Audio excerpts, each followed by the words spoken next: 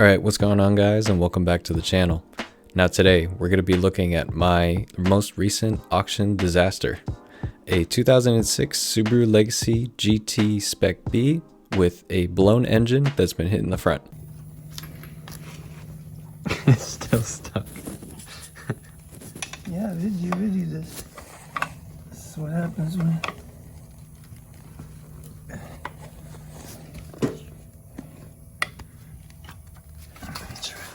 This side.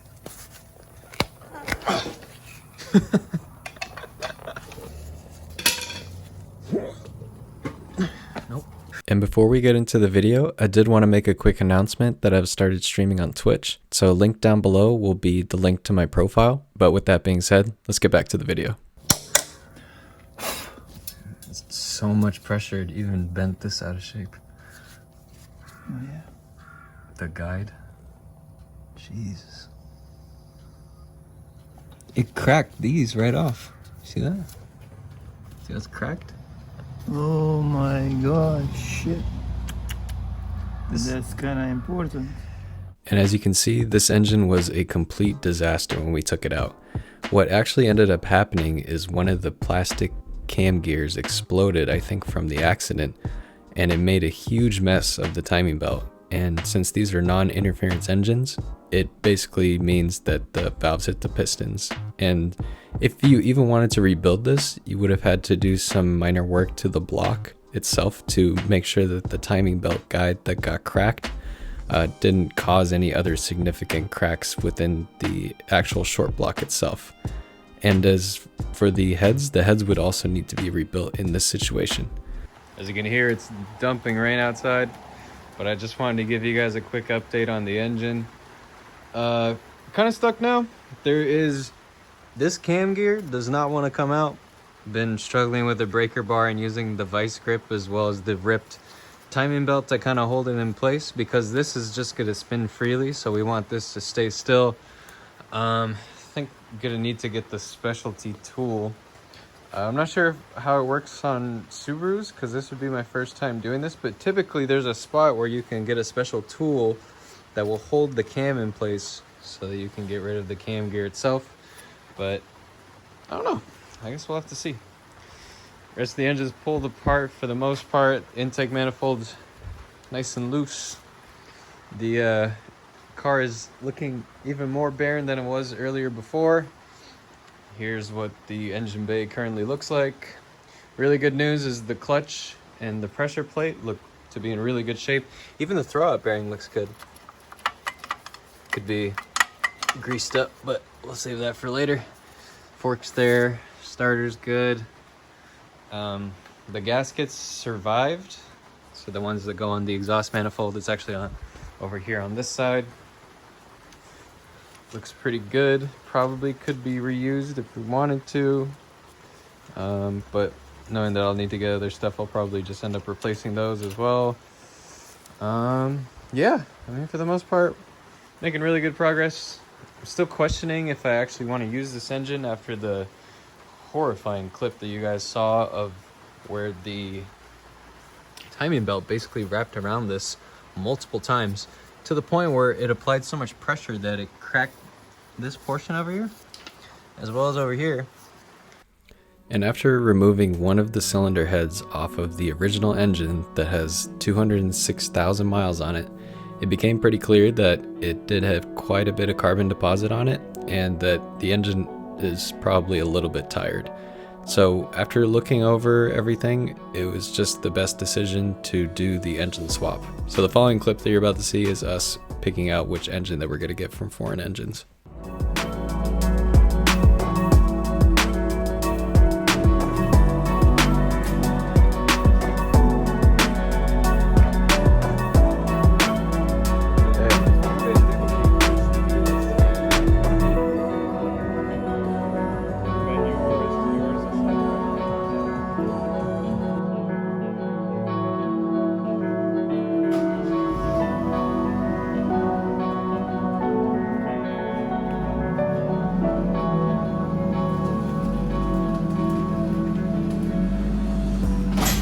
And after looking at all the engines, I decided to go with this one. And this one actually came out of a JDM Subaru Legacy, but what's interesting is it actually came out of a car with an automatic transmission. And my logic and thought there was that it's probably more likely that somebody were to drive the car less aggressively with an automatic transmission versus a manual. But at the end of the day, all of this is kind of like a roll of the dice. You really aren't sure what you're getting until you actually put it in the car and start it up. And as you can see in the back, it's been sawed off because of the downpipe that connects to the twin scroll turbo is very different than what we get in the USDM cars. So for that, I think just to make it easier for them to ship and distribute the engines, they cut it instead.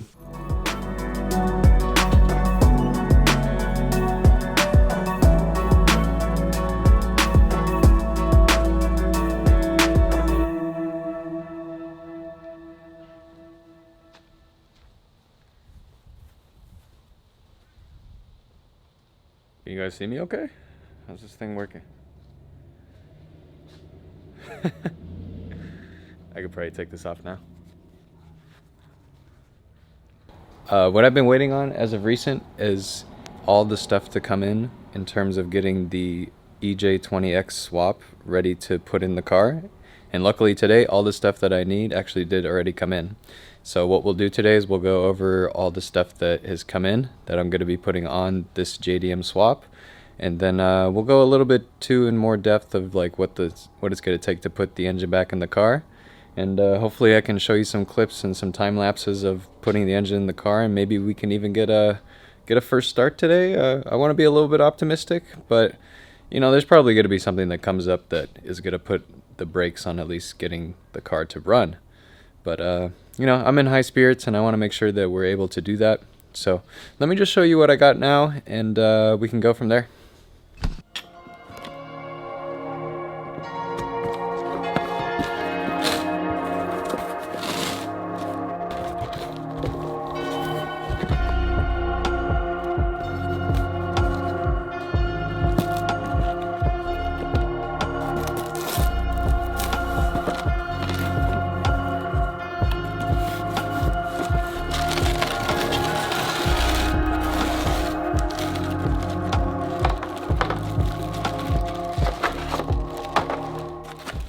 So I'm going to start this off by saying that you don't necessarily need to put these particular aftermarket parts on your car.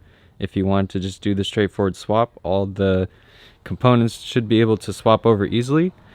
These are just like some upgrades that I think are really good in terms of just like preventative maintenance.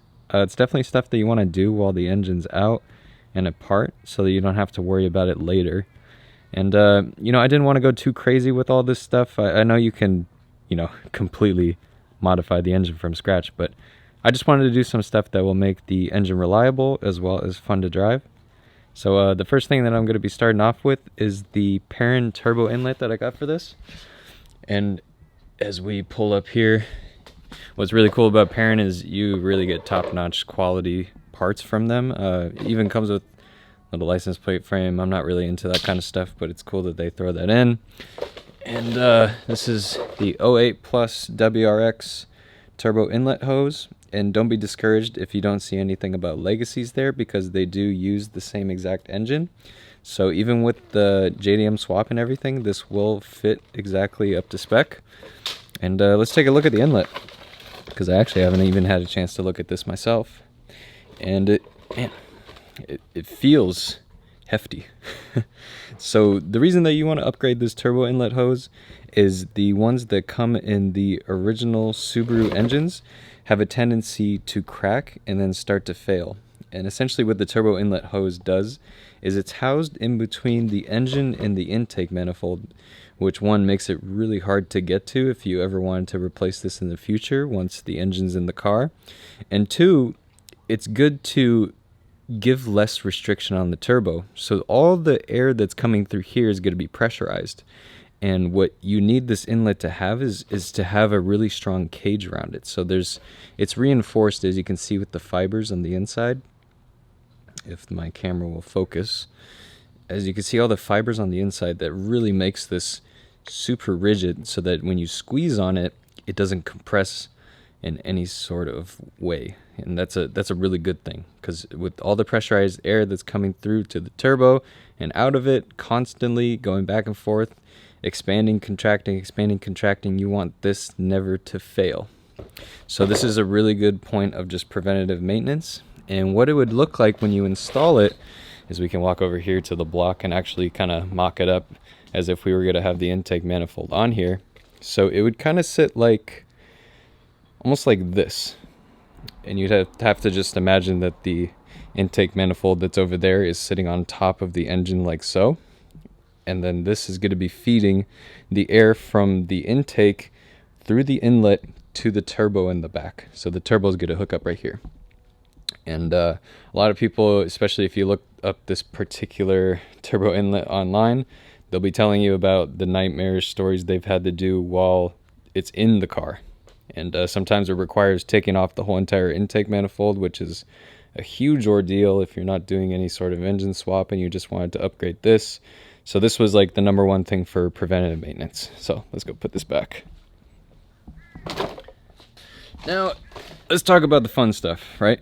So this is actually a upgraded turbo, but nothing too crazy. This is actually what you would find in an 08 Plus WRX.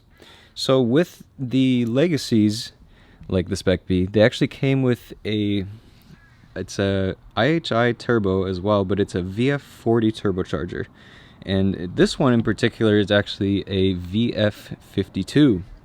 And some of the differences that you're going to know right off the bat is this one is a little bit larger in size. It's going to be the first thing right off the bat. And then the VF40 was just an inferior turbocharger in comparison to the VF52. And what's great about this one is it's a direct replacement as an OEM part that can go on to either the JDM or US engines. So in this case, if we want to put this on the JDM EJ20X, it's going to be a straightforward swap. You don't even have to do any modifications or fabrications of any sorts to make this work. It's just a direct bolt-on upgrade. And this one actually came out of a 08 WRX with about 90,000 miles. So I feel a little bit more confident putting a lower mileage turbo in, especially with one of this sort that the original turbo was on it with over 200,000 miles. Not saying that it's a bad turbo or anything like that, but it gives me a little bit of concern for how much longer it will actually last. So this is what the VF40 turbocharger looks right now. Looks like it's been there forever. It's a little dirty, to be expected. But if you look at the compressor wheel itself and you spin it, there's no like weird shaft play or anything like that. So I think it's all good, honestly. You could probably run this, and maybe in the future I'll use this for some other Subaru build, because I'm sure I'll probably have another one of these Subarus down the road. So that's going to be the most exciting one for most of the people out there that are going to be watching this. Is, of course, everyone wants to hear about the turbo upgrade, but we'll get past that real quick. Oh, it's a lot heavier than I thought.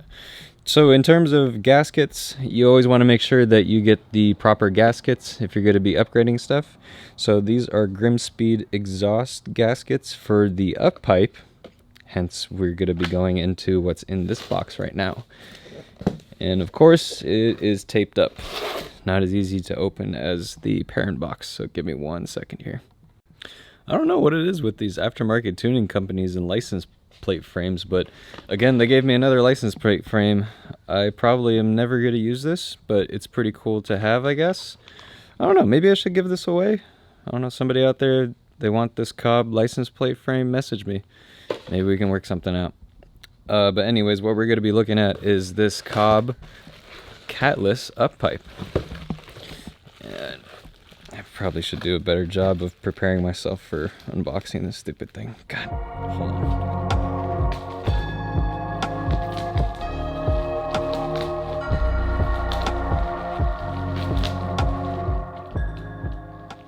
Okay, here we go. So this is a Cobb catless up pipe made specifically for these Legacies and 08 Plus WRXs. And you're probably looking at this and being like, wow, this is hands down one of the boringest things I've ever seen on this channel. And honestly, it's super, super important with these cars. especially with these up pipes. The down pipes is more common modification that you'll see from people that do any sort of Subaru upgrades or tuning or modifications, any of that sort. But this is essential because on the up pipes, this is the piece of the exhaust that comes before the turbo. And on the original equipment Subarus, they actually do have a catalytic converter that's right here. And what happens is essentially the catalytic converter over age and time and wear, it will start to break down into these little fibers of the honeycomb that's on the inside that works as the emissions control. And when that fails, basically what happens is all these little fragments that are in the catalytic converter get sucked into the turbo, which is horrible for the turbo. It'll ruin the turbo, and it can even lead to internal damage with your engine. So this is pretty commonplace for anybody that is able to remove the emissions control. Now, I'm not saying that everybody out there should be running a completely catless setup, because it's definitely not good for the environment. But in this case, it's more of a preventative maintenance thing. So I'm going to be putting this on just to ensure that down the road, the catalytic converter that's on this 200,000 mile Subaru doesn't fail. So it's just a pipe at the end of the day. I'm not going to be talking about it forever, but just thought I would show you guys that this is going to be something that's also preventative maintenance. So this and the turbo inlet, if you ever have the opportunity to do it, is definitely worth it in the long run, especially if you want to keep your car running for a long period of time. So that's all that I got for today, and all I'm going to be doing now is just putting this engine back together. If you're looking for more information on just what needs to be swapped over to make the JDM 2-liter swap work, like I said before, check out my previous video on that. I'm going to try my best to just kind of speed up the process with putting back this engine. A lot of it is just me putting my head down and really getting to work on this car, because as you can see right now, it is a total disaster. So I got a lot of work to do, and I'm just not sure how much filming I'm going to be doing in between, but I hope you guys can understand that when you're doing this kind of stuff, it's really tough to be filming and rebuilding an engine at the same time. So probably more of my mind is going to be invested in just getting this to run. Or at least I hope it will. Fingers crossed though. So I guess we'll just take it from there.